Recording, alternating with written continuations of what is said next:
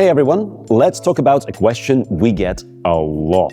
What happens to my Tangem wallet if the company disappears? Like, what if there is an apocalypse, a global catastrophe, or what if Tangem just shuts down? Sounds dramatic, right? But, well, it's a fair question. So let's break it down. Your wallet is independent. Here's the truth. Even if Tangem stopped operating tomorrow, your wallet would still work. Why? Because your Tangem card is completely self-contained. Your private keys never leaves the wallet. They're not stored on Tangem servers, and they're not even in the app.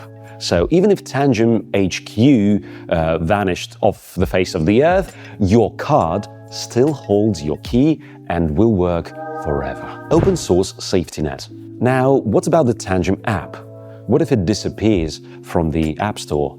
Well, the Tangem Wallet app is open source. The code is published on GitHub. That means anyone, including the community, can maintain, rebuild, or even create new apps that talk to your Tangem card. So you are never locked into a single company.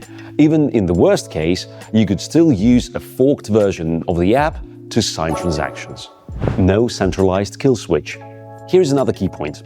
Tangem doesn't rely on a centralized server to approve your transactions. When you sign a transaction, it goes straight to the blockchain, just like Satoshi intended. So, as long as the blockchain exists, your crypto will be there, and your Tangem card or ring will be usable.